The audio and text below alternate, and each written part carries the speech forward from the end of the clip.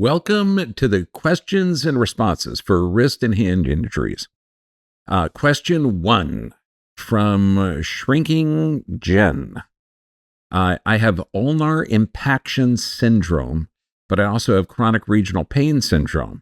The only surgical option offered is the Darrach procedure. Scary. All from a dog bite injury with a broken ulnar. Now I have finger contractures, unable to pronate, or ability to bend wrists forward or backward fully. It's been a very rough 3 years since the injury. Have had 5 nerve blocks, radial nerve decompression. Pain persists and lack of function. Worried surgery will exacerbate the chronic regional pain syndrome symptoms and lack of function. Shrinking Jen, you were right. Okay, this is crazy. When we look at ulnar impaction syndrome, you've got the ulnar coming up this way. You've got the radius here. The radius is huge. And when you fall on this wrist, the radius is going to take the big brunt of the injury. And when the radius and ulnar should be aligned, the radius gets shoved backwards because that's going to be the bigger impact. So you're looking at an elbow issue, even though you have the wrist pain. And the ulnar impaction syndrome means there's a huge amount of pressure over here. And you've got cartilage, you've got a number of things over there.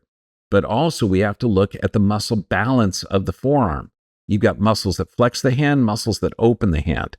There's always a muscle imbalance that I've seen associated with this condition where the extensors are weak. So we have got to get, and the nerve blocks, the radial decompression, none of that stuff is going to be effective if you're not looking at the cause. Now, anytime you have a trauma where you're slamming that wrist into the ground, a broken ulnar, okay, that means that you hit with a significant impact. So you're going to have a neck problem. And remember, 90% of the nerves come off the spine. There's no pain fiber. So you have got to get an x-ray, static and a stress x-ray of the neck, front and side. You're also going to see possibly a shoulder issue. So you've got to make sure that the neck is clear of interference, make sure that the shoulder, which can also have secondary issues, for sure there's going to be an elbow issue. And then you can distract the joint. The craziest thing in the world, and this is also going to help correct the cause of the chronic regional pain syndrome. You're going to have a pelvis issue because you have an autonomic imbalance. Look at the rest, digest, and repair. 3 things that you are not good at, and that's located in the pelvis and in the neck. So you have to look at the entire structure, not just the wrist. But once you find out the problem with the pelvis, the lumbar, the thoracic, the cervical spine. So this is your base. This is how your body regenerates. Then you can start to distract the joint. Now, every time I've had people coming in with ulnar impaction or ulnar issues or radial issues or scaphoid issues or any of that, I'll have them have their arms straight. Do not bend it one side, other, front or back. I'll have them put a weight in it, just their fingers, and distract or open up that joint. Just that joint decompression will start to feel better. But you've got to do all these exercises with your chin up so you're restoring that curve. So distracting that joint, putting moist heat on it will be amazing. And that's going to start to create a negative pressure and allow those systems, those joints to start to go back in together. So you've got to get to a good chiropractor that's going to understand how to work with the shoulder, with the cervical spine, with the pelvis, because we want to fix that chronic regional pain syndrome. And that's going to be pelvic, thoracic, lumbar. There's going to be some type of issue that has to be addressed. Then physical stress, that's going to be identified in the x-rays. Chemical stress, your sleep patterns are horrible. Look at our sleep restriction videos. Then the emotional component. I like neurolinguistic programming. So you address all of those, then you can start to distract and work that joint, to open up that joint. And then the chiropractor, and this is how I teach extremity adjusting, you have to distract the joint, and then the carpal bones will start to move, and then you can start to heal that cartilage on the ulnar side. And then you're going to notice a difference very, very quickly. And let me know how you're doing. Question 2 from KM Green R PH. I broke my wrist, the tibia bone. What's the best exercise 6 weeks post-surgery? Okay, the tibia is in the lower leg.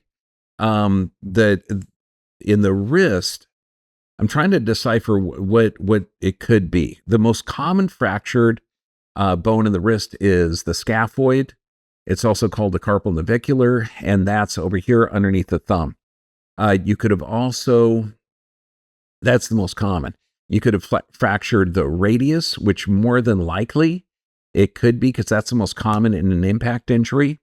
And as long as it's, 6 weeks post-surgery, I don't know what they did. Okay, if they put a steel plate on the radius and then you're doing the exercises, I'm not sure. But just know, okay, before just what exercise is best 6 weeks post-surgery, we got to know what kind of surgery they did and what bone was broken. Just know that they're missing one of the main components.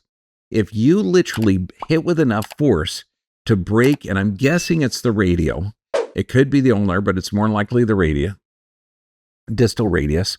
That's going to take an impact in the elbow, in the shoulder, in the neck, everything. So start looking at the base. You cannot have a wrist recovery, an elbow or shoulder recovery without addressing the cervical spine. So have a good chiropractor take an x-ray of the thoracic area and cervical spine, and then check the shoulder, the elbow, and figure out what bone in the wrist has been broken and what kind of operation was done. Because if there's a steel plate in there, that's going to change it. If it's a compound fracture, that's going to change that. So you really, before you talk about any exercises, you got to figure out what was broken and what wasn't. But that means I want your chiropractor to look at everything, not just the wrist. And that's the most common. But if they're addressing the cervical spine, shoulder, elbow, wrist, thoracic, everything, then they're going to know what to do. And then I could suggest some really effective exercises. But first, you got to find out what's wrong. Question 3 from Taylor Geiger 3470. I'm not able to put much pressure on my wrist due to things like push-ups, for example, but I also have an issue with it just giving out randomly with normal tasks where I'm rotating it, like if I'm mixing food or doing things with my baby.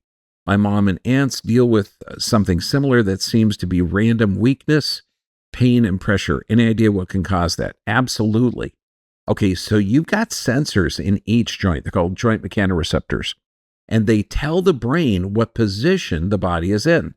So if you bend your wrist, these sensors have just sent a signal up to my brain that these muscles are tight, the hand is here, and it instantly relaxes the muscles that extend the hand. Bam! The muscles that extend the hand just fired off, and that relaxed these. And the reason I can do that is because my brain is getting sensory input from this joint. So I know that it's working right. If my brain is getting alternate, it'll lose it. Like very, very common where people are walking upstairs and they say, my leg just gave out. That has to do with the joint mechanoreceptor problem. So when you're looking at the wrist, there could be an old wrist injury.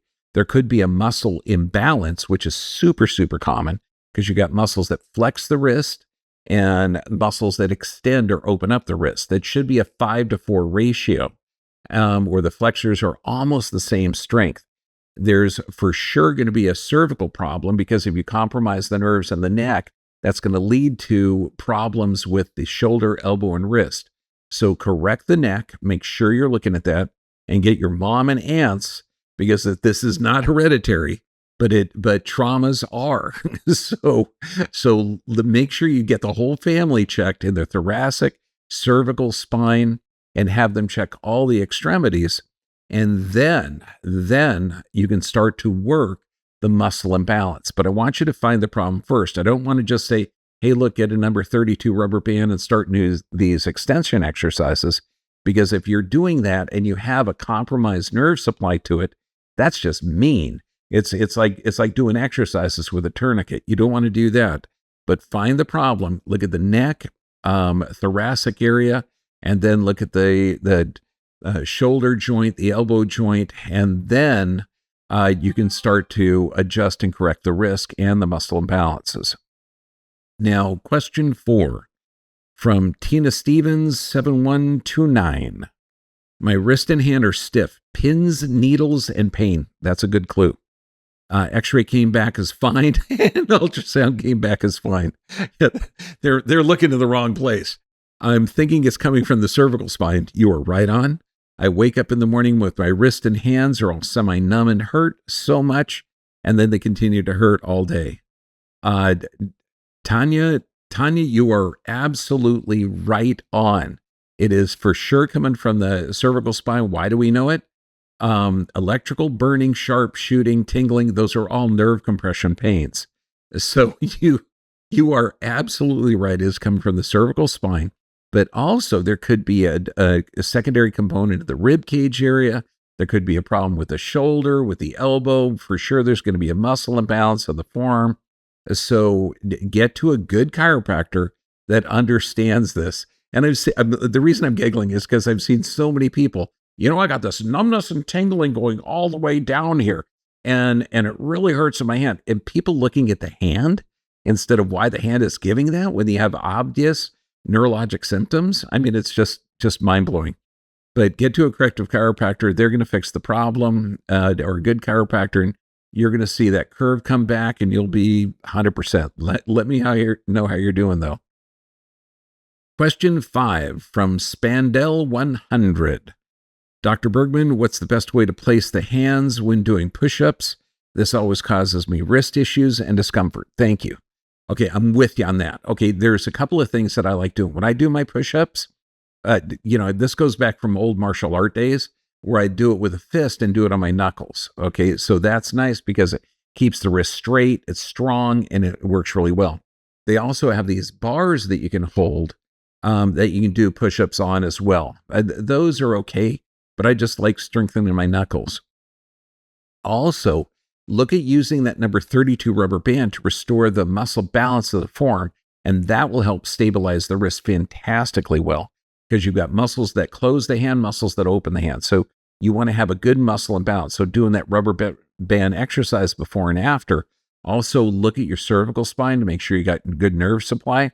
But those bars that you can hold, they have little feet on it, so they're pretty stable. Those are good. On the knuckles is good.